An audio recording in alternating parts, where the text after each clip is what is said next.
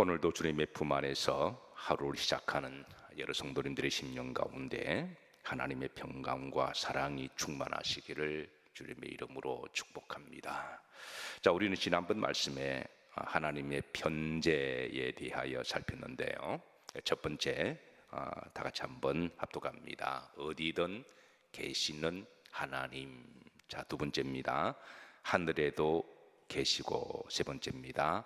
수월에도 계신다라는 말씀을 살폈습니다. 자, 오늘은 이어서 이제 네 번째입니다. 네 번째 9절인데요. 바다 끝에 거주할지라도 그곳에 계심을 다윗은 체험적으로 증가합니다. 9절 다 같이 합독합니다.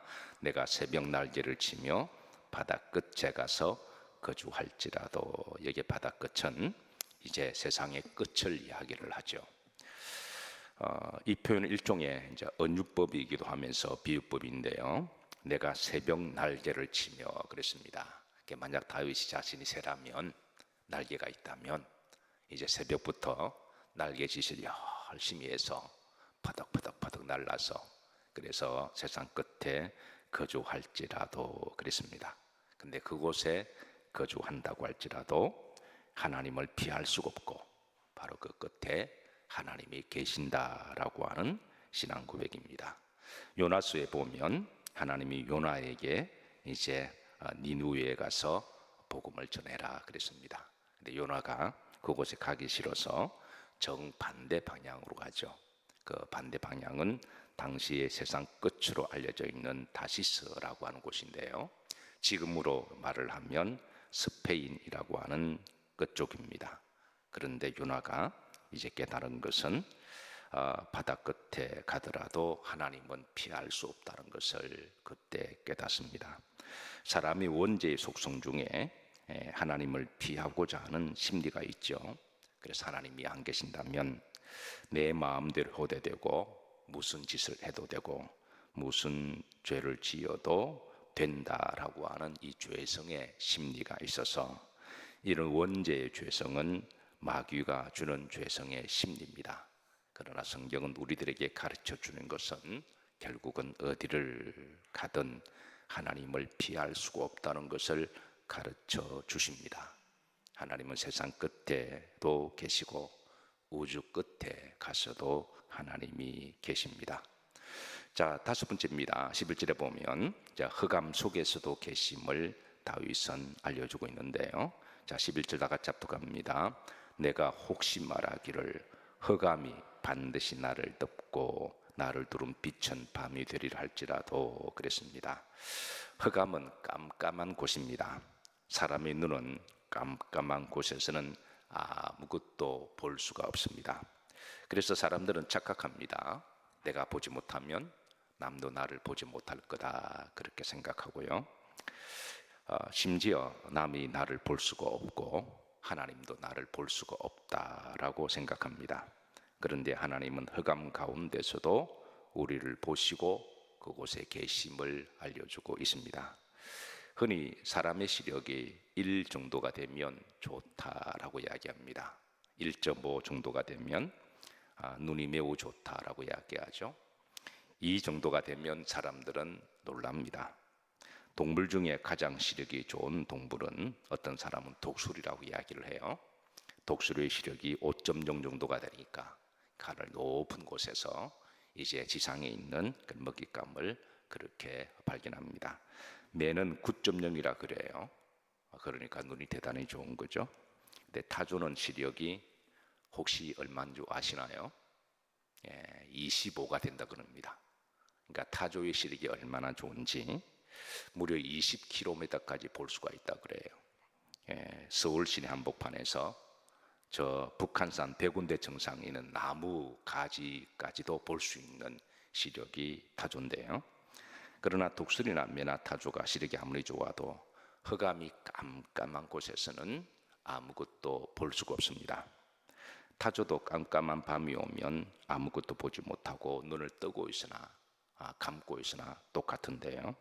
근데 오늘 이제 11절 말씀 보시면, 자, 흑암이 깜깜한 곳이라고 할지라도, 그리고 내가 아무것도 볼 수 없는 곳이라고 할지라도 사람들이 아무것도 볼 수 없는, 심지어 타져도 볼 수 없는 곳이라고 할지라도 하나님은 그 흑암 가운데서도 보신다라고 하는 거죠. 그래서 오늘 12절에 보면 하나님에게는 흑암과 빛이 같다라고 알려줍니다. 흑암과 빛이 같다. 12절 다 같이 합독하시죠. 주에게서는 흑암이 숨기지 못하며 밤이 낮과 같이 비추이나니 주에게는 흑암과 빛이 같음이니이다 그랬습니다. 그래서 흑암 속에 있다고 할지라도 하나님은 그곳에 계시고, 그리고 하나님은 그 가운데서도 보고 계시고 변제하시는 하나님이심을 다윗은 그렇게 고백하고 있습니다.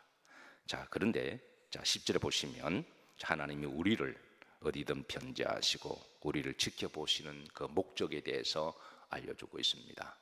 자, 우선 여러분들에게 묻습니다. 하나님이 여러분을 감찰하신다고 하고 어디든 계신다고 하는 것이 여러분들에게 위로가 되십니까? 아니면 두려움이 되시나요? 여러분들에게 위로가 되고 힘이 되시나요? 아니면 왠지 모르게 불안하고 걱정이 되고 무서운가요? 자, 여기 성경 두 구절을 우리들에게 알려주는데요. 첫 번째는 오늘 10절 말씀 보시면 합독합니다. 거기서도 주의 손이 나를 마시며 인도하시며 주의 오른손이 나를 붙드시리이다 그랬습니다. 하나님이 어디든 계시는 목적과, 그래서 우리를 감찰하신 목적은 두 가지입니다. 나를 마시고 인도하시기 위함이시고, 그리고 나를 마시기 위함이다, 붙드시기 위함이다 그랬습니다. 어느 신혼부부가 결혼했습니다. 그러니까 두 사람이 서로 너무 사랑한 나머지 잠시라도 떨어져 있으면 보고 싶어 견딜 수 없는, 여러분들도 한때 다 그런 마음이 있었죠. 그래서 결혼했겠죠. 그래서 신혼부부가 너무 사랑해서 잠시라도 떨어지고 싶지 않아서 결혼했는데, 그런데 이제 신랑보다도 신부가 신랑을 더 의지해서 그래서 잠시 떨어져 있을 때, 그때 그 신부는 새댁은 불안하고 무서워 견딜 수가 없어서 공황장애를 경험합니다. 그런데 그 신랑이 그 소식을 듣고 달려와서 이렇게 안아주니까 공황장애가 사라진 거죠. 저는 여러분들에게 이런 복이 있으시기를 주의 이름으로 축복합니다.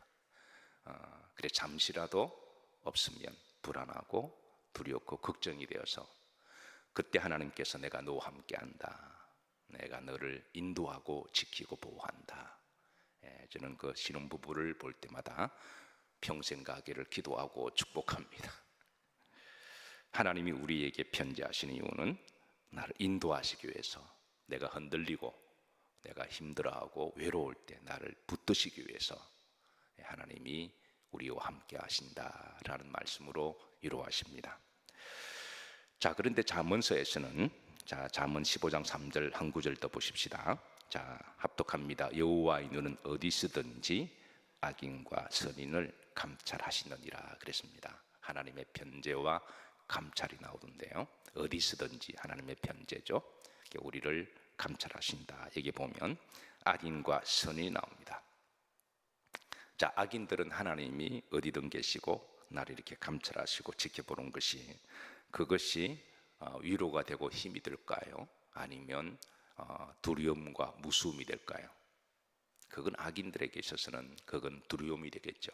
그러니까 하나님이 제발 없었으면 좋겠다. 그래서 여러분, 무신론자들 중에 악인들이 많습니다. 이 종교적인 문제가 아니라 영적인 문제거든요. 우리 흔히 종교는 그 사람의 신앙의 문제다라고 이야기하는데, 영적으로 깊이 들어가면 그러니까 그거는 영적인 문제입니다. 그래서 악인들은 하나님이 없다라고 말하는 것은 심리적으로 지 멋대로 하고 싶은, 그러니까 죄에 대한 어떤 양심의 어떤 죄를 느끼지 않기 위해서, 그래서 지 멋대로, 그래서 악인들의 특징은 하나님이 없다라고 말을 하는데, 이걸 종교적으로 포장해서 무신론이라고 이야기합니다. 실제로 무신론자들 중에 악인들이 의외로 많습니다. 하나님이 살아계심을 믿는다면 그런 죄나 악한 짓을 할 수가 없는 거죠. 잠시 갈등은 할 수가 있습니다. 그러나 갈등을 하다가도 다시 돌아오는 것이죠. 그래서 악인들에게 있어서는 하나님이 살아계시고 하나님이 이렇게 감찰하시고 지켜본다는 게 너무나 부담스러운 거예요. 그런데 선인은 어떨까요? 착한 사람 그리고 신앙 있는 사람은 주의 이름으로 우리가 선한 일을 하고 그리고 복음을 전하고 그리고 섬기고 그리고 남을 보살펴주고 이렇게 모든 것이 하나님이 지켜보신다고 하는 게 그것이 삶의 근거고 자랑이고 기쁨인 줄로 믿습니다. 왜? 하나님은 지켜보고 계시니까. 그래서 심리적으로 하나님 오늘도 내가 주의 이름으로 좋은 일을 했습니다. 주의 이름으로 어린 소자에게 물 한 컵을 대접을 했습니다. 주의 이름으로 내가 남에게 선을 베풀었습니다. 하나님이 지켜보시는 하나님 앞에 우리가 심리적으로 영적으로 그런 보고를 하게 되어 있는 거죠. 그래서 하나님이 지켜보시니 그래서 하나님은 이제 악인과 선인을 감찰하신다. 그래서 우리 믿음의 사람들은 바로 주의 이름으로 모든 영광을 먹든지 마시든지 무엇을 하든지 하면 하나님이 그대로 보시고 갚으실 줄로 믿으시기를 바랍니다.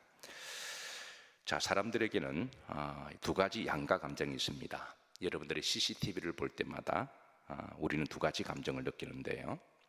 나를 감시하고 감찰한다고 하는 좀 부정적인 그런 감정도 있지만 동시에 내가 어떤 문제를 생겼을 때에 그리고 나를 지키고 보호한다라고 하는 의미가 있습니다. 그래서 CCTV를 볼 때마다 사실은 악인들은 두렵고 피해 다니지만 그러나 선량한 사람들은 오히려 우리가 이제 좀 안전을 느끼기도 하고 좀 이렇게 보호받는다는 느낌이 있죠.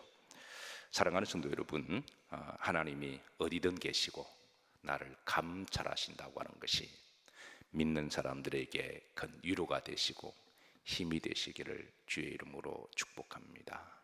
심지어 하나님이 나와 함께 하신다 이 믿음은 우리가 혼자 있어도 외롭지 않게 하시고 그리고 무슨 것이 다가온다고 할지라도 공황장애가 없게 하시고 사실 이런 부분에 대해서는 자신 있게 우리가 뭐 말할 수 있는 건 아니지만 그러나 공황장애의 최고의 치료법은 약보다도 정신적인 상담보다도 하나님이 나와 함께 하신다. 그 믿음을 평소에 늘 훈련하시고 또 그렇게 살아가신다면 하나님이 우리를 어떤 무서움 속에서라도 두려움 속에서라도 심지어 죽음 앞에서라도 하나님 우리를 꽉 붙들어 주실 줄로 믿으시기를 주의 이름으로 축복합니다. 오늘도 하나님의 편재 앞에서 하나님이 나를 지키시고 보호하시는 하나님의 그 인도하심에 하나님의 편재 감찰을 의식하시면서 주님과 동행하시는 복된 하루가 되시기를 주의 이름으로 축복합니다.